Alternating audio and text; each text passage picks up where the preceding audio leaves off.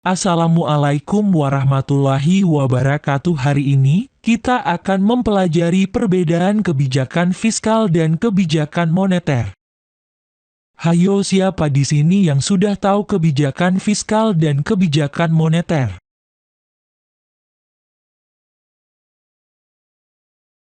Sebelum lanjut ke materi perbedaan, baiknya kita membahas pengertian dari kebijakan fiskal dan kebijakan moneter. Adakah yang tahu pengertian keduanya?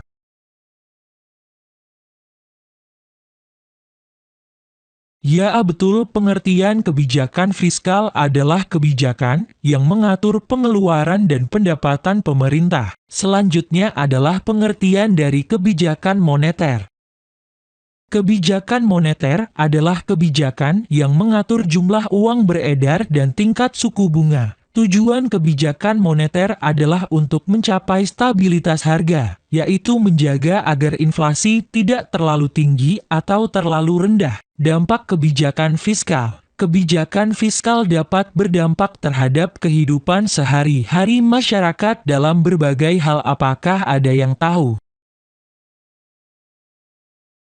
Dampak kebijakan fiskal antara lain ialah pendapatan. Kebijakan fiskal ekspansif, yaitu kebijakan yang meningkatkan pengeluaran pemerintah dapat meningkatkan pendapatan masyarakat. Hal ini karena pemerintah dapat menciptakan lapangan kerja baru dan meningkatkan daya beli masyarakat. Nah, selanjutnya yang kedua adalah harga. Kebijakan fiskal dapat berdampak terhadap harga barang dan jasa. Kebijakan fiskal ekspansif dapat menyebabkan kenaikan harga, karena peningkatan permintaan barang dan jasa diiringi dengan peningkatan jumlah uang beredar. Dan yang terakhir adalah pertumbuhan ekonomi. Kebijakan fiskal dapat berdampak terhadap pertumbuhan ekonomi. Kebijakan fiskal ekspansif dapat meningkatkan pertumbuhan ekonomi, karena peningkatan pengeluaran pemerintah dapat meningkatkan permintaan agregat. Jika sudah paham, maka kita lanjut ke dampak kebijakan moneter.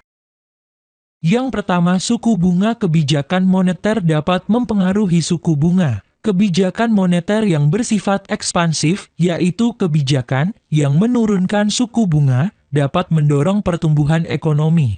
Hal ini karena penurunan suku bunga dapat membuat biaya pinjaman menjadi lebih murah, sehingga mendorong investasi dan konsumsi. Nah, yang kedua adalah nilai tukar. Kebijakan moneter dapat mempengaruhi nilai tukar mata uang. Kebijakan moneter yang bersifat ekspansif dapat menyebabkan pelemahan nilai tukar mata uang. Hal ini karena peningkatan permintaan mata uang asing untuk investasi dan impor dapat melebihi peningkatan penawaran mata uang asing. Bagaimana, sudah paham belum tentang dampak kebijakan fiskal dan kebijakan moneter? Adakah pertanyaan? Kalau tidak ada, makanya lanjut ke materi berikutnya. Berikut adalah contoh kebijakan fiskal dalam kehidupan sehari-hari. Ketika pemerintah menaikkan anggaran pendidikan, maka akan ada lebih banyak guru dan fasilitas pendidikan yang tersedia. Hal ini dapat meningkatkan kesempatan belajar masyarakat dan berdampak positif terhadap pendapatan dan kesejahteraan masyarakat. Nah, bagaimana, sudah paham belum tentang dampak kebijakan fiskal? Kedua, contoh kebijakan moneter dalam kehidupan sehari-hari. Ketika Bank Indonesia menurunkan suku bunga, maka biaya pinjaman menjadi lebih murah. Hal ini dapat mendorong investasi, sehingga menciptakan lapangan kerja baru dan meningkatkan pendapatan masyarakat. Selanjutnya adalah materi tentang kebijakan fiskal dan kebijakan moneter yang sedang berlaku saat ini.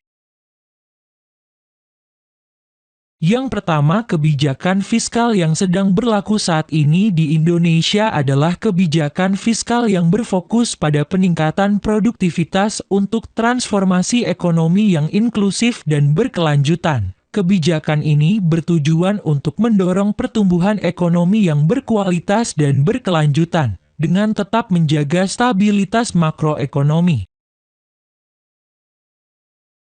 Dan kebijakan moneter yang berlaku saat ini adalah kebijakan moneter yang bersifat akomodatif. Kebijakan ini bertujuan untuk mendorong pertumbuhan ekonomi yang masih berada di bawah potensinya dengan tetap menjaga stabilitas inflasi. Terima kasih atas perhatiannya. Sekian materi pembelajaran kita hari ini. Sebelum menutup pembelajaran hari ini, baiknya kita berdoa. Semoga apa yang kita pelajari menjadi amal ibadah. Berdoa dimulai.